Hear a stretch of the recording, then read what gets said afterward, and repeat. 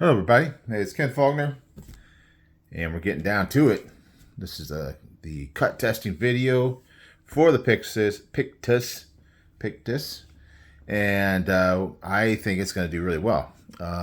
It does feel like I actually was doing some cutting this week, and it feels like there's maybe some little spots on the edge. It feels very clean here, but it feels like sometimes it catches up on some stuff. But still, the geometry on this with that hollow grind and the S90V is fantastic. This tip is fantastic. As long as you're not doing anything too serious, the tip is fantastic. So I expect it to do very well.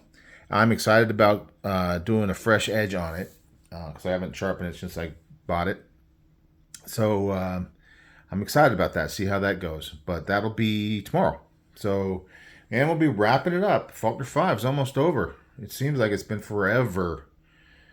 And now it seems like it's going really fast because the show is next week and it just feels like it's just moving along very fast. And I'm excited. Excited. So, as you can see, I was already doing a little cutting with it. I got what is the emphasis and the insistent. So many different brands. Some of these Alcyon, I don't know, Astute. So many different models from Spyderco. Of course, I'm using the 2022 catalog, and I'll be getting another one. Well, I already got the 2025, I think, already at Blade Show Atlanta, so I probably don't need to pick that one up. Anyway, just to show how it's cutting. Once they get a good slice in there, it goes real smooth. You can see I was doing with it, and you can see a whole bunch of little cuts. I think you can see that. You can see the light going through there, where I just kind of poke it and cut, and poke it and cut. It's so good at that. Just going, that tip is so just sharp that it gets right in so easy. But yeah, once you're in there and you start getting that slice going, it goes so smooth. Not quite as quiet as I would expect, and I think that once we get a good fresh edge on it, it's just going to go so good. Doesn't really take the corners as smoothly as I think it will.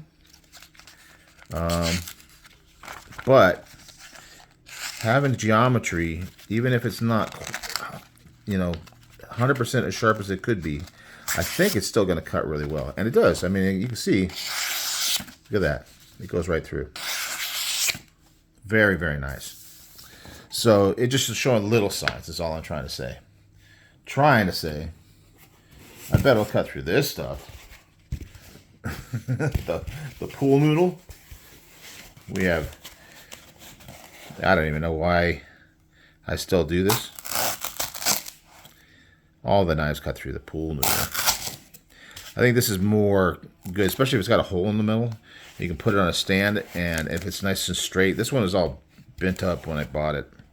I think I got it on Amazon, and it came in a package all rolled up. So it's not too good for sword cutting, But with that, it would be great to just get in there and cut right through it.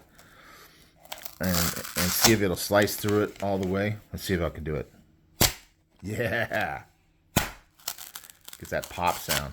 That one didn't quite go all the way through. Maybe this is what I should have been doing from the beginning. Almost. Anyway, that's a little more fun. I should have done that from the beginning. On all the knives. Even though this is not really a chopper. You wouldn't call it a chopper, would you? It's definitely a slicer, though. Let's get all this stuff up here. Get my systems down. Get a little more comfortable with doing the cutting test. And so, I get a little more goofy when that comes along. Let's do the paracord. Okay, so we got some paracord here. Haven't cut paracord with it yet. Oh, nice and easy. Let's see if we get even a smaller piece. Woo! That is one of the best cuts I've had on the paracord yet. Man, it goes right through it. Let's see how it is. See, it's got a little belly, so it makes it easy to do these kind of cuts. Look at that. Man, this is doing really well. All right, so it's proved itself on the paracord. That is for sure. let's get into the rope, which tends to be a little bit. I mean, I don't think this is the toughest rope to cut, but because it's all strand, it got a little bit of strands in it. It makes it a little bit harder to do a clean cut all the way through. So that's kind of a good test. So I'll just put it down and cut it. Man, it is doing well. I mean, considering that I am seeing some little, oh man, some little things about the edge that don't seem like it's not perfect right now. It is doing so well. Man, unbelievable. There's those little strands. But if you get just a little bit of a, I'm just pushing straight down. And then if I give it a little bit of a saw motion, just straight down, watch. You see this? It just goes right through it.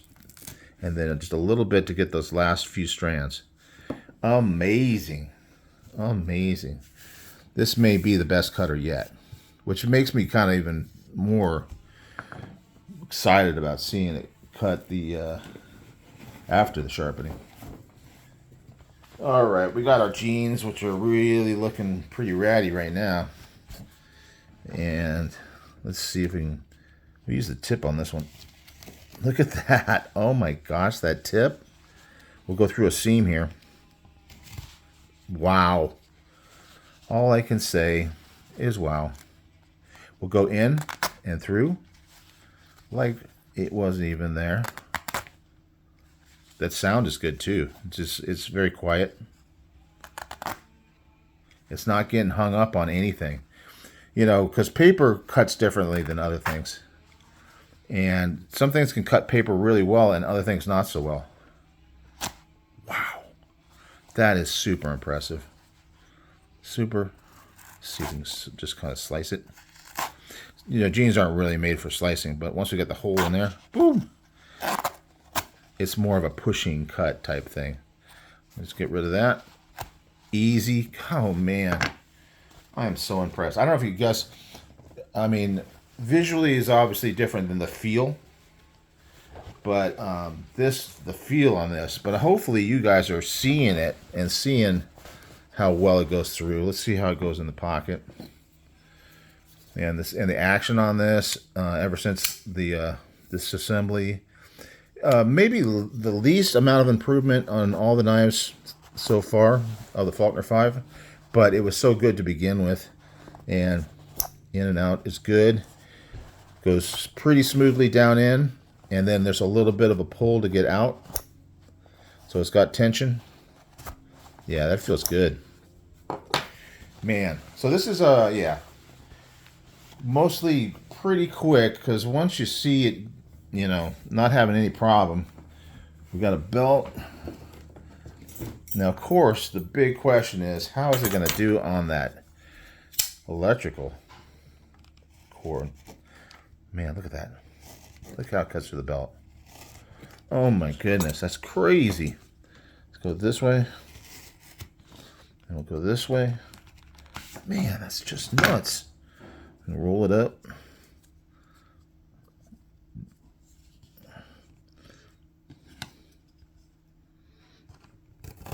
Wow. Wow. That's all I can say. Sorry about the neighbor's car. Just be quiet all morning long, and then I start doing a video, and then what happens? Everybody needs to leave. Isn't that the way it always goes? Okay, so there's some cardboard. You know this is going to go well. Let's see how that went. Oh yeah, all the way through, all the way through, all the way through. Let's go from one side to the other. Boom. Man, that tip still feels really sharp. We'll cut down this way. Once it gets going, it just goes through the paper and the tape. I mean the cardboard and the tape. And let's do some cuts like this. And I'm going through that folded area, which usually causes some problems.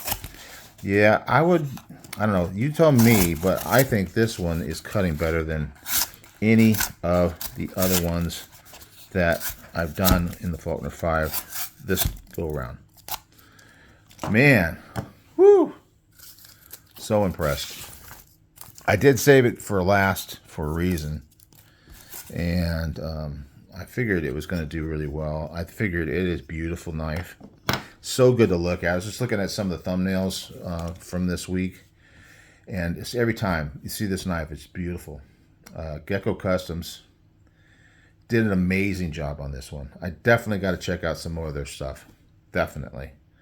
100%. So this is it.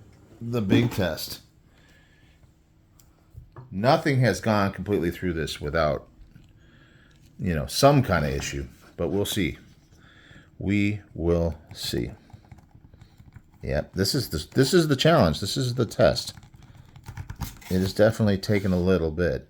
But look at how clean. Look how clean. I mean, this is not the kind of cord that you're going to cut with a knife on a regular basis, electrical cord. But if you had to, so clean. Again, I still think it's doing better than most. Let's try just bending it and see if we can cut it. Oops. Wow, look at that. Even though it slipped out, it cut. We'll try stripping some of the wire off, the insulation off. Woo! Not a problem. So yeah, definitely the biggest challenge, but the Pictus. The most challenging thing about this knife is saying it's in the name, the Pictus. It just did amazing. I'm so excited. I thought I was going to do well. Did better than I thought, to be quite honest.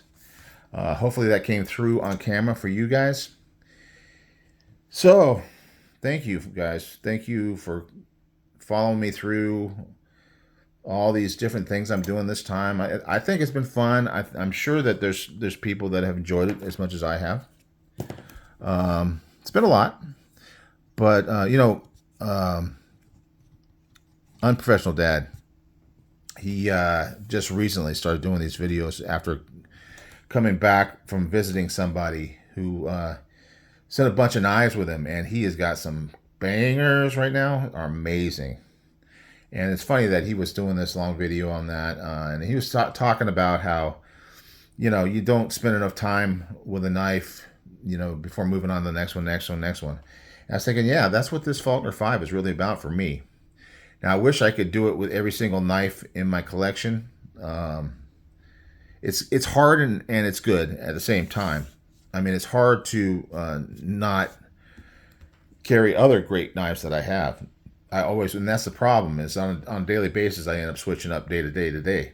But when you carry something like this every single day, now some knives it would get old pretty quick, but you pick the prime ones, the cream of the crop, and you really, really get to enjoy it.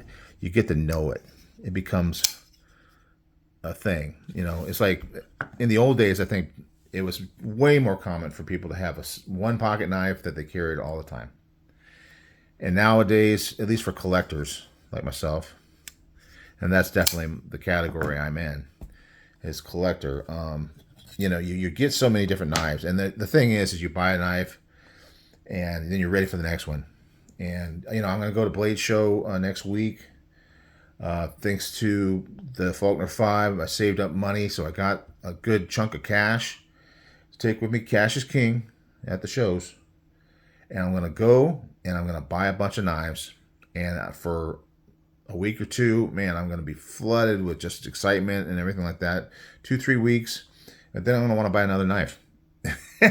Especially since it's been so long. I'm going to buy a bunch of knives, and you'd think that would be enough.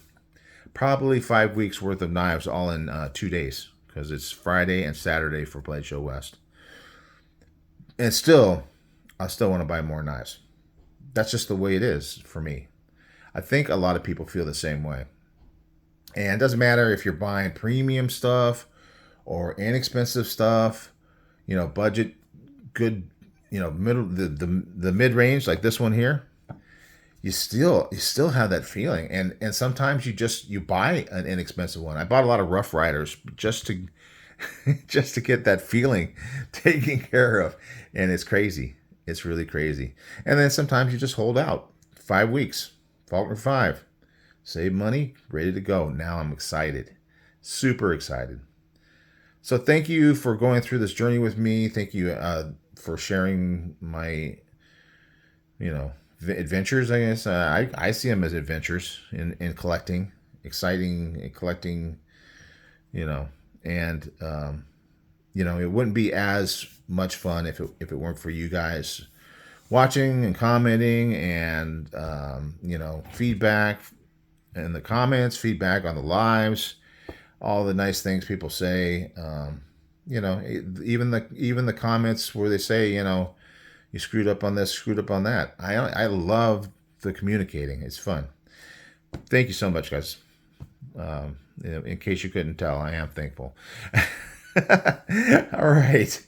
So one more day with the Pictus, and that'll be it. We got some collection videos Monday, Tuesday, Wednesday. I think I'm probably going to be selecting what I'm taking to the show, so I'll talk about that. Thursday, heading out. So anyway, that's it, guys. And then lots of videos Friday for the first day. I'll do some short videos. I got my handheld thing. I think it passed the test, sort of. It's not perfect. It was an inexpensive one, so it kind of got a little shaky at times, and I'm hoping that'll kind of work itself out, but I don't know. We'll see how it goes. I might end up going back to just the handheld, but I'll show you a bit of what's going on in the show, and I'll definitely show you what I picked up. So stay tuned, and love you guys. I do, because I really love sharing knives with you guys. So you guys all have a good one, and I will see you on the next one. Bye.